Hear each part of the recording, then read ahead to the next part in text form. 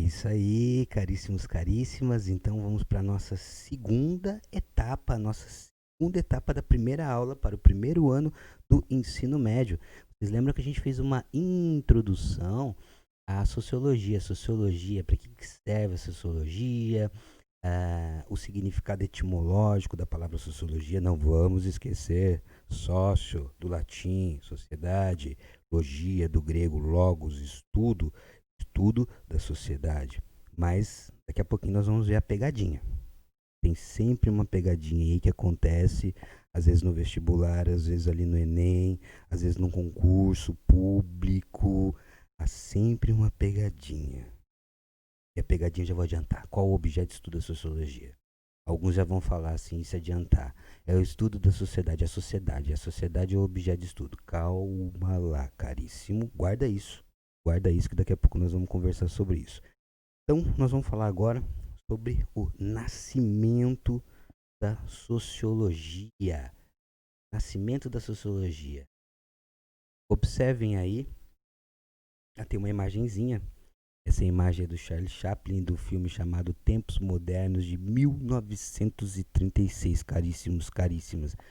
Daqui a pouquinho já vai fazer 100 anos da existência deste filme, que continua muito atual e continua muito importante para a gente conversar um pouco sobre história, sobre sociologia, sobre ciências econômicas, políticas, filosofia, tudo que está enquadrado lá, nós chamamos de ciências humanas. Lembrando que a filosofia ela não é propriamente uma ciência com método científico, sabe?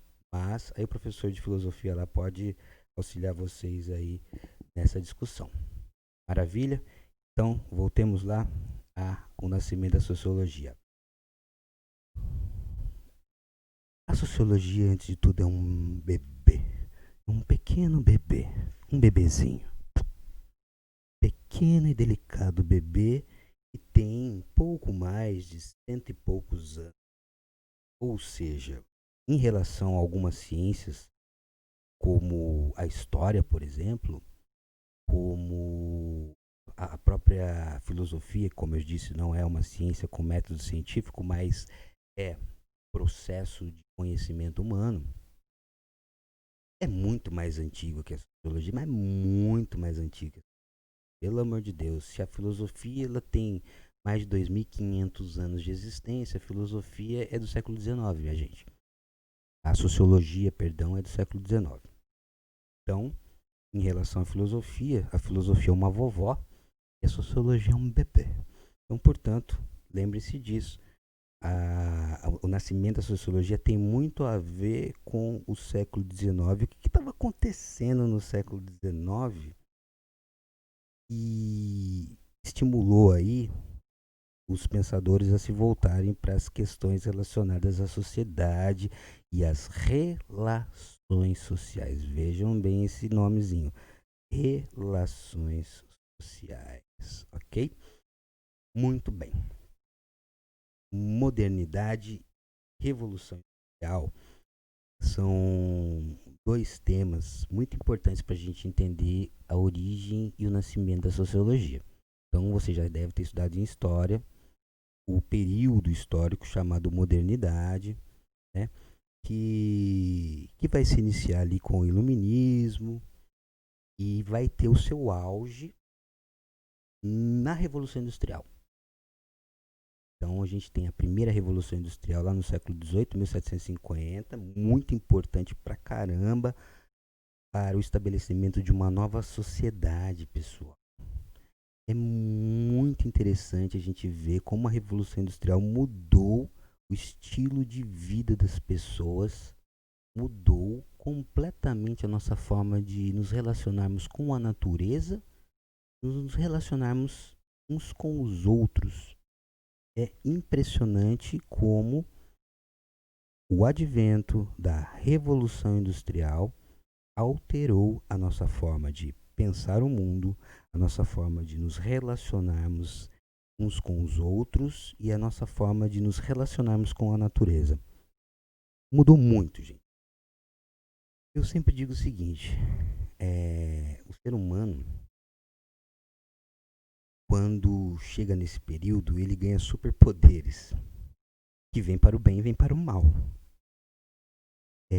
Com o advento da Revolução Industrial, nós temos ali alguns elementos muito importantes que modificaram a nossa vida. Uma delas é a descoberta, de fato, de alguns recursos energéticos extremamente poderosos para serem utilizados pelos seres humanos, como, por exemplo, o carvão mineral, que mudou completamente a relação do ser humano com a questão energética. E, ao mesmo tempo, a utilização do minério de ferro, que passa a ser utilizado cada vez mais. O homem ele já tinha domínio do ferro há muito tempo, mas dominar em larga escala o minério de ferro através da força energética que você produz com a queima do carvão mineral, por exemplo, você consegue modelar ferro de uma maneira que jamais havia sido feita antes. Com o motor, a invenção do motor a vapor, utilizando minério de ferro, usando como fonte energética carvão mineral, o ser humano ganhou superpoderes. Tanto que, por exemplo, antes da Revolução Industrial, você não tem o trem. Imagina o trem, a Maria Fumaça, né? Ela precisa de uma estrutura de metal, ferro, de minério de ferro, muito, mas muito minério de ferro. Que lá é assim, extremamente forte, poderoso. É para movimentar aquele peso todo, que é a locomotiva e mais todos os vagões, você precisa de muita energia. A queima de carvão mineral, de madeira, não daria potência suficiente para fazer um trem andar. Então, o minério de ferro, carvão mineral, é uma fonte energética muito importante para fazer uma locomotiva movimentar, para fazer, por exemplo, as máquinas das fábricas se movimentarem naquela época, os teares se movimentarem e produzirem tecido, que é a Revolução Industrial, inclusive, né, uma das primeiras indústrias a se beneficiar é a indústria têxtil, produção de têxtil. E a partir disso, gente, imagina só, com a locomotiva, lugares distantes começam a se tornar mais próximos entre si, porque afinal de contas agora eu tenho aquelas estradas de ferro, determinados locais são construídas fábricas onde muitas pessoas trabalham no mesmo local, produzindo a mesma coisa em larguíssima escala, sendo que antes, você já estudar história, você tinha outras formas de produção das nossas necessidades materiais, como era feita na época dos artesãos, depois as corporações de ofício e as manufaturas, até chegar na manufatura industrial. Então, você tem ali uma mudança radical na forma de vida dos seres humanos. E, portanto, um novo fenômeno também começa a surgir, pessoal, e são que é o crescimento urbano e a industrialização. Né? Então, a gente já falou assim, da criação das indústrias, mas aí isso vira o que? Vira algo e não vai ter parada mais. Esse desenvolvimento das indústrias vai cada vez mais tomar conta do nosso cotidiano. E os centros urbanos, as cidades já existiam há muito tempo, mas a partir do final do século XVIII, início do século XIX, as cidades tal qual nós conhecemos hoje, elas vão se tornar algo comum na nossa vida cotidiana. Então, portanto, os grandes centros urbanos, com um tipo de vida muito diferente da vida que se levava no campo. Então, há uma linha de pensamento que diz assim, que antes das revoluções industriais, né, que tem a primeira, a segunda revolução, a terceira depois, mas as duas primeiras, né, que é de 1750, a outra de 1860, a segunda revolução industrial, elas vão modificar radicalmente o nosso estilo de vida. Se antes delas imperava a tradição, as mudanças eram muito lentas de geração a geração, ou seja, o estilo de vida dos tataravós se repetia dos avós, nos bisavós, repetia nos avós, repetia no pai e chegava no filho. Era mais ou menos o mesmo estilo de vida de gerações anteriores, não mudava muito. E hoje, será que o estilo de vida dos seus pais é parecido com o estilo de vida que você leva? E dos seus avós, então? E dos seus bisavós? Será que houve muita mudança de lá para cá? Então, e até a Revolução Industrial era muito visível a permanência da tradição, a partir das revoluções industriais, nós vamos ter agora uma sociedade da transformação, da mudança constante e progressiva. Então, portanto, parece inclusive que hoje o tempo ele é até mais curto, porque passa mais rápido, tudo passa mais rápido, mas é porque é muita informação, são muitas as coisas acontecendo ao mesmo tempo. Imagine alguém que vivia em uma fazenda distante no interior, por exemplo, no próprio Brasil, no século XVI, e, e que ali convivia com algumas poucas pessoas durante uma vida inteira praticamente sem ver grandes novidades. Então hoje as coisas elas acontecem de maneira muito intensa e isso é importante para a gente pensar o porquê da necessidade da sociologia e o porquê do nascimento da sociologia justamente nesse período, porque como a gente vai ter um aumento da vida urbana, né, uma intensificação da vida urbana, então as cidades elas vão agora crescer demais e haverão novas configurações da vida coletiva, muita coisa vai mudar, inclusive por nós termos mais pessoas vivendo juntas, por nós termos uma situação em que muitas vezes havia uma atração grande das pessoas do campo para as cidades, para trabalharem nas fábricas, de repente a gente teve um acúmulo de pessoas em locais onde as fábricas não absorviam toda a mão de obra e muita gente ficava de fora marginalizada. Então imagina, pessoal, que no século XIX, nas grandes cidades, começaram a surgir situações que os europeus jamais tinham vivido naquela época. Vamos lembrar que as revoluções industriais acontecem ali, primeiramente na Inglaterra e depois vai se espalhando para o resto da Europa. Depois na América também. Mas vamos pensar que de repente as cidades elas começaram a ter problemas que jamais a população europeia havia vivido, né? Lógico que já tive pestes, miséria, já haviam passado por isso, né, em outras ocasiões, mas nas grandes cidades o aumento da criminalidade, das doenças, da miséria, a formação de cortiços, ou seja, a existência de pessoas que não eram absorvidas pelo mercado de trabalho, ficava à margem do consumo e, portanto, numa cidade diferente do campo, as pessoas dependem mais ainda umas das outras, porque no campo você pode plantar, no campo você é, de uma certa maneira, mais autossuficiente, embora ainda sempre dependa do outro. Mas na cidade a dependência é muito maior. Então também, se você não se insere no sistema, a exclusão também é muito mais severa. Então imagina a horda de pessoas excluídas que nós podíamos encontrar no século XIX. A gente vai depois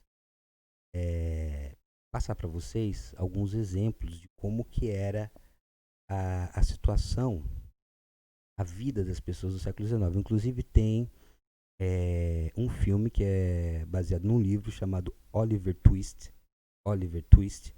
que é a história de um menininho que vive numa cidade europeia durante esse período da Revolução Industrial.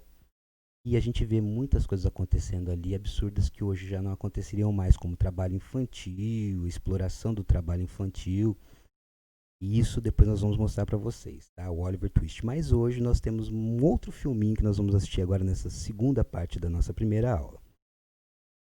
Como eu disse a vocês também, então a gente vai ter aí no surgimento da sociologia essa mudança da tradição para transformação E essa transformação, essa mudança radical e constante vai chamar muita atenção das autoridades, vai chamar muita atenção dos pensadores, vai chamar muita atenção da própria sociedade. E é por isso que a sociologia se encaixa muito bem nesse período, que seria aquela ciência específica para tentar entender tudo aquilo que estava acontecendo ali, inclusive as autoridades. Para as autoridades, compreender como a sociedade funcionava naquela época significava ter o maior controle sobre a ordem social. Ou seja, se eu tenho muita criminalidade num determinado local, se eu tenho muita miséria, eu conheço como funciona aquilo ali, eu consigo consertar aquilo ali segundo os meus interesses, né? Então nós vamos ver mais para frente essa situação aí. E aí, pessoal, essa nova sociedade tão complexa que é a sociedade industrial, ela chama muita atenção e é necessário entender como essa sociedade ela funciona, ela se organiza, como essa nova sociedade ela, né, tem características tão marcantes, como que ela se sustenta. E é aí que surge, então, a sociologia, que a gente pode dizer que é uma ciência da modernidade. A sociologia é uma ciência que nasce com a Revolução Industrial, que nasce com essas mudanças radicais da vida urbana na Europa e, portanto, uma necessidade de compreender essas transformações, de compreender aquela realidade para vários intentos. Então, no caso, por exemplo, das autoridades, quanto mais eu conheço como funciona o esquema aqui, melhor eu posso atuar com as minhas armas de controle, ok? Então agora, caríssimos, caríssimos, a gente vai começar a falar sobre alguns autores da sociologia que são muito importantes para que a gente possa ir para uma prova, ir para um vestibular, ir para um concurso público. Sem isso, a gente não vai ser bem sucedido lá. Então, a sociologia é uma disciplina que nos estimula a refletir, que nos estimula a pensarmos e que também nós devemos pensar por nós mesmos. Então, a gente precisa ter um pensamento crítico, a gente precisa ter uma consciência social para que a gente possa exercer esse pensamento crítico. Quanto mais nós conhecemos a sociedade em que vivemos, mais nós entendemos o seu funcionamento e a nossa posição perante essa sociedade. Portanto, também nós podemos entender melhor o que é ser um cidadão e exercer essa cidadania e exigir sim os direitos e também exercer os seus deveres de maneira cidadã responsável. Tudo isso a sociologia vai contribuir para que a gente possa evoluir nesse sentido. E nós precisamos também saber quem foram essas pessoas que estão por detrás disso tudo que nós estamos estudando aqui, porque alguém teve que começar com essa história aí. E quem foram essas pessoas que começaram com essa história? Primeiramente, pessoal, pensar a sociedade é uma coisa muito antiga também. Todo mundo, lá atrás, os filósofos já pararam para pensar o funcionamento da sociedade, etc. Mas, como eu disse, só no século XIX que vai haver uma preocupação tremenda com isso e o surgimento realmente da disciplina sociologia. Prestem atenção, é no século XIX que nós vamos ter o surgimento das universidades onde se encontra o estudo, o ensino e a pesquisa em sociologia. Portanto, a formalização da ciência sociologia ela acontece no século XIX. Já tiveram pessoas que pensaram a sociedade antes? Já tiveram sim. Mas a formação de uma ciência acabada, acadêmica, formalizada, nós vamos ter só no século XIX. Por isso, um bebê. E aí nós vamos ter que ver a cara dos caras.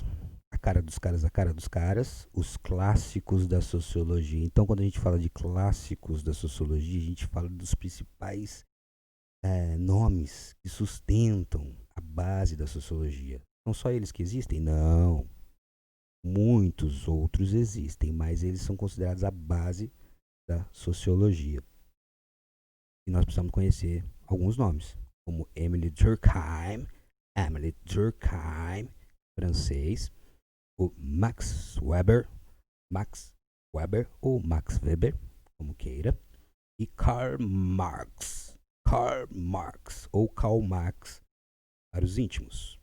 Então são três figuras aí importantíssimas, são chamados do tripé da sociologia. A gente precisa guardar esses nomes, o tripé da sociologia. Vamos guardar esses nomes, pessoal.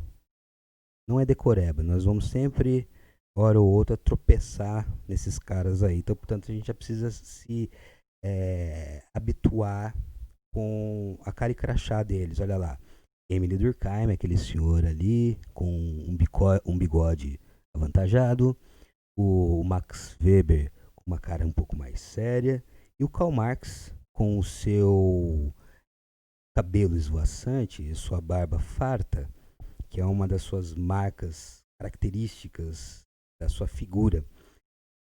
Vamos perceber uma coisinha entre eles aí, pessoal? Observem aí a data de nascimento desses senhores aí. Todos eles nasceram no século XIX, exatamente. Então, bom, são pessoas que grande parte da sua vida estarão ali vivenciando-a no século XIX e é ali que eles vão estar desenvolvendo essas atividades acadêmicas. Então, basicamente, os clássicos da sociologia, os eternos da sociologia, a tríade básica ali, né? Os, vamos dizer assim, aqueles que deram pontapé inicial, todos no século XIX. Mas tem um carinha aqui, nós precisamos falar dele. Carinha bem importante aqui, que é considerado o pai da sociologia, o pai da criança. Sim, o pai da criança tem nome. Auguste Comte. Ué, professor, mas os outros três lá não são os importantes? Sim. Eles que desenvolveram realmente a base formal da ciência, mas aquele que teve o start da coisa e que desenvolveu os primeiros passos ali e que os outros seguiram muito bem até superar o mestre, foi o Auguste Comte. Comte, minha gente. Auguste Comte. Então, esses nomezinhos, inicialmente, nós precisamos tê-los aí na cabeça, não decorados, mas a gente precisa se habituar a eles. Então, quando a gente pensa assim no cara que inventou o nome sociologia, é esse senhor aí, este simpático senhor, e também vai viver basicamente no século XIX. Vocês veem que ele nasce no final do século XVIII, né? Finalzinho ali, ó, 1798, e vai falecer em 1857. Ele é uma pessoa típica do século XIX. É o criador também da chamada filosofia positivista, que basicamente depois nós vamos conversar sobre isso, mas assim, tem a ciência resumidamente como assim o máximo, sabe? Então, a ciência é tudo, a ciência vai resolver tudo, a ciência é o máximo. Valorização da ciência e da filosofia como componentes importantes da organização e progresso social. E pessoal, vamos deixar bem claro.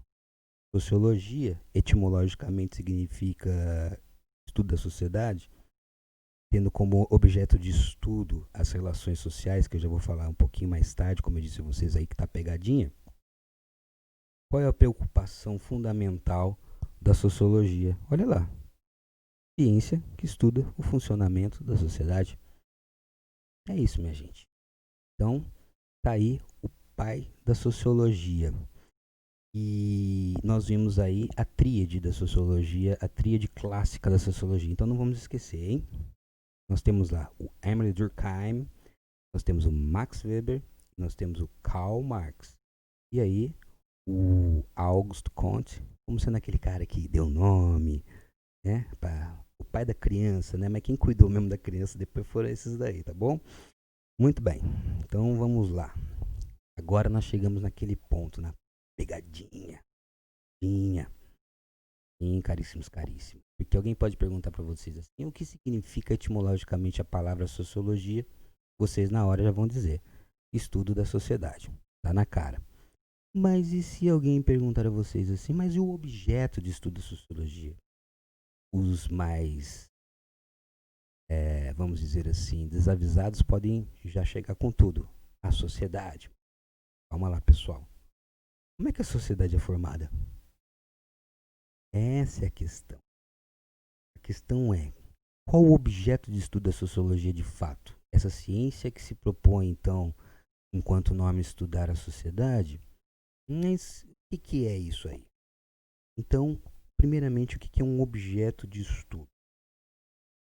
Vamos lá, o objeto de estudo é aquele assunto, o tema que eu vou estudar. Toda ciência tem o seu objeto de estudo. É o tema principal. Por exemplo, a sociologia, ela não vai estudar o que a biologia estuda enquanto objeto de estudo. A biologia é a vida, os processos vitais.